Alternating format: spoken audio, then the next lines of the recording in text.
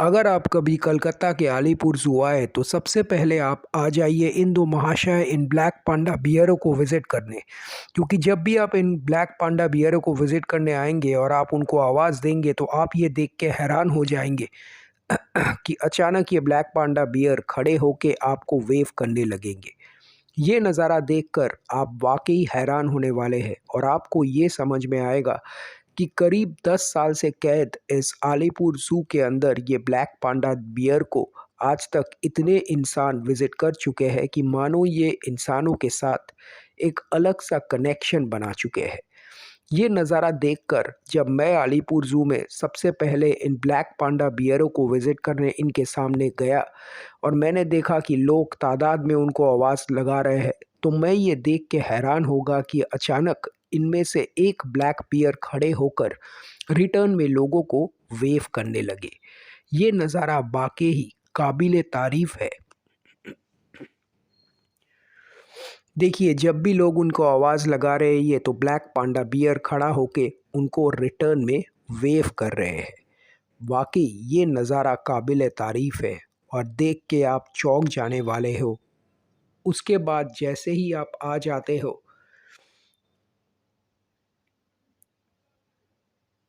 दूसरे सेक्शन में, तो आपको पहले तो कुछ नज़र नहीं आएगा, लेकिन उसके बाद आप इन हिरणों को जोड़ियों को देखकर हैरान होने वाले हो।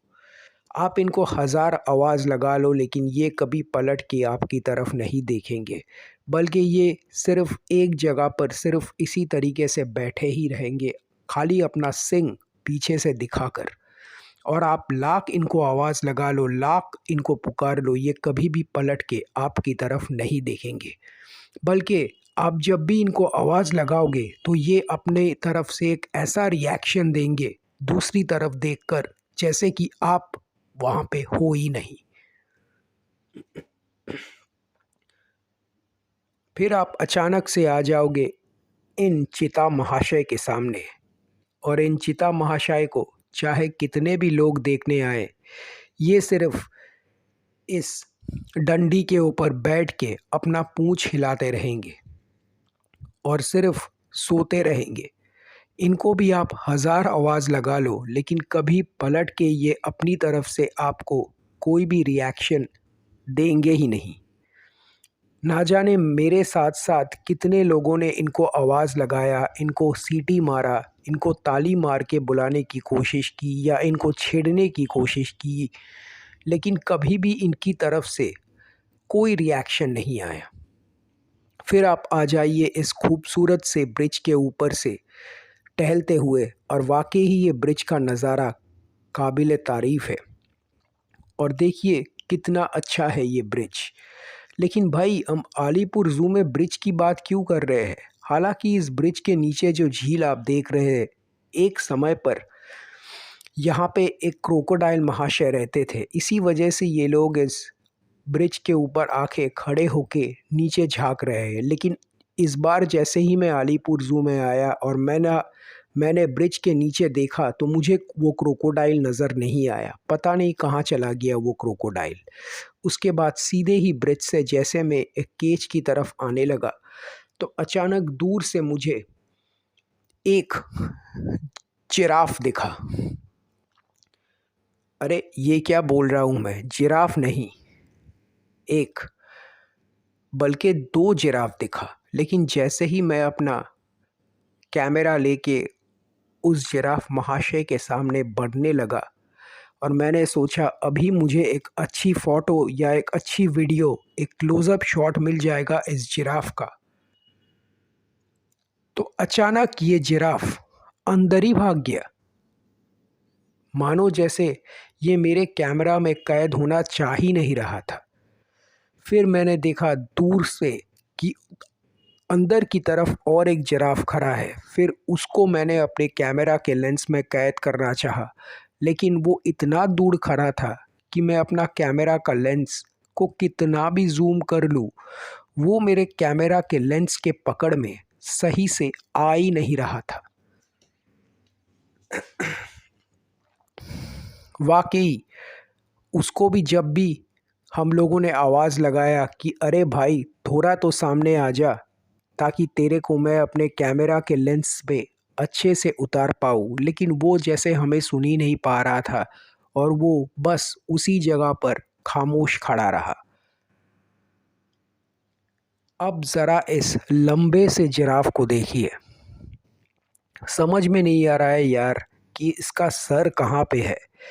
मुझे अपने कैमरा के लेंस को ऊपर आसमान की तरफ ले जाना पड़ा, लेकिन फिर भी मुझे उसका सर ठीक से दिख नहीं रहा था। और जैसे ही मेरा कैमरा का लेंस उसके सर को पकड़ लिया फोकस में, वो भागने लगा। पर मेरा किस्मत बहुत ही अच्छा था, मुझे नज़र आ गया और एक जिराफ, और इस बार मैंने अपने कैमरा के लेंस को आसमान की तरफ कर लिया क्योंकि उसका सर वाकई आसमान को छू रहा था। लेकिन यहाँ पर मुझे उसके फेस का एक अच्छा सा क्लोज़अप मिल ही गया और मैंने अपने कैमरा को लेंस को आसमान की तरफ ही करके रखा ताकि ज़्यादा से ज़्यादा टाइम तक मैं उसको सही से कैप्चर कर पाऊँ। लेकिन उसी वक्त अचानक उसने अपने सर को नीचे कर लिया। शायद उसे भूख लग रही थी, इसलिए वो घास खाने लगा सबसे पहले। उसके बाद वो फेंस के बाहर अपना मुंह निकाल के पता नहीं क्या चाटने लगा। देखिए अब भी वो चाटे जा रहा है उस लोहे के लकड़ी को।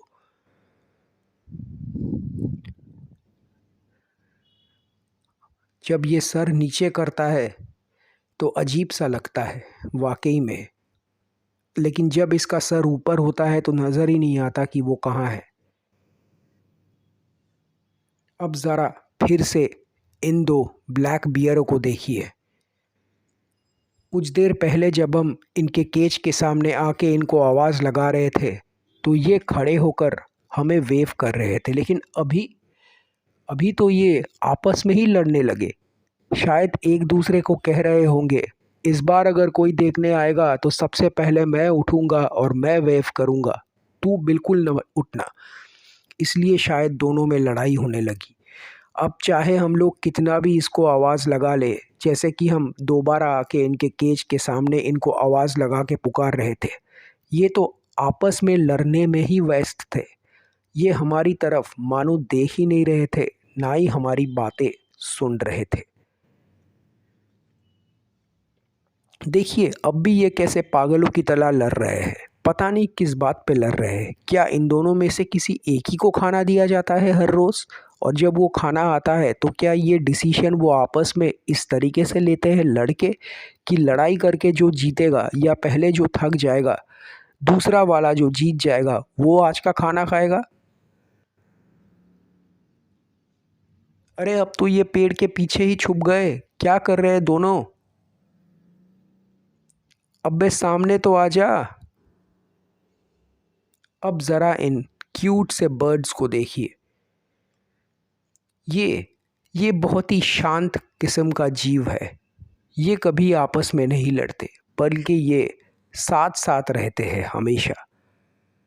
और जब भी आप इनके केज के सामने आएंगे तो आपको कोई आवाज़ नहीं आएगी इनकी केज से, इतने शांत है ये हमेशा अपना मुंह उल्टी साइड के आपसे उल्टी दिशा में करके अपना पीठ दिखा के आपको बैठे रहेंगे। इनको भी आप हज़ार आवाज़ लगा लो, ये कभी आपकी तरफ पलट के नहीं देखेंगे।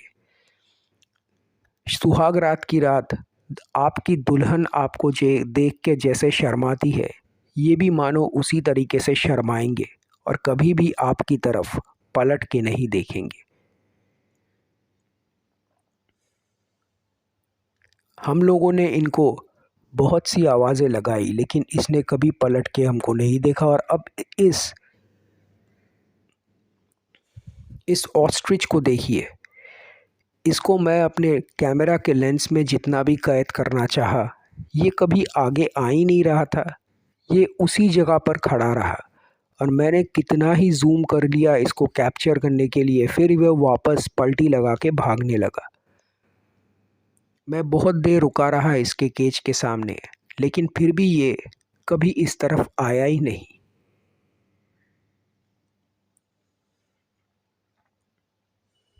ये क्या है? अरे भाई, ये तो बफेलो है। इसका सींग देख के पहले मुझे समझ में ही नहीं आ रहा है था कि ये कौन सा जंतु है, लेकिन जब मैंने जूम करके इसको करीब से देखा तब मुझे समझ में आया कि ये बफेलो है। और ये तो इस वक्त खास खाने में बिजी है। इसको आप कितना भी आवाज़ लगा लो, जब ये महाशय खाना खा रहे हो तो ये कभी भी पलट के आपकी तरफ नहीं देखेंगे। अरे, इसको क्या खाना नहीं मिलता? जब से हम लोग इसको देखने आए हैं और हम लोग इंतज़ार कर रहे हैं कि ये थोड़ा करीब आए, ये करीब आने का नाम ही नहीं लेता। ये सिर्फ खा ही जा रहा है। और इन सुंदर से हरिनों को देखिए, ये भी इस वक्त खास खाने में बिजी है। इनको भी आप कितना भी आवाज़ लगा लो, ये आपके करीब आएंगे ही नहीं। मानो कि ये आपको अपना दर्शन देना ही नहीं चाहते। मुझे तो लगता है ये लोग इतने साल से इस आलीपुर ज़ू में कैद है कि इनको कौन देखने आ रहा है, कौन आवाज़ लगा रहे हैं, इनको इन बात की कोई समझ भी नहीं है और ना ही इनको इन बात से कुछ फ़र्क पड़ता है। देखिए ये कैसे आपस में टहल रहे हैं, जैसे ये कैद नहीं है अलीपुर ज़ू में, बल्कि ये अपने ही घर के किसी जंगल में घूम रहे हो। हम लोगों ने बहुत देर तक खड़े रह के इनको आवाज़ लगाने की या बुलाने की कोशिश की, लेकिन ये आपस में ही बिज़ी है। इन्होंने हमारी आवाज़ को सुनकर भी अनसुना कर दिया। तो ऐसे ही अजीब से कुछ किस्से हैं इस आलीपुर ज़ू के। खैर, अब तक जो मैं कर रहा था वो तो मैं थोड़ी कॉमेडी करने की कोशिश कर रहा था। अगर आपको मेरी कॉमेडी पसंद है तो इस वीडियो को एक लाइक कर दीजिए, और अगर आपको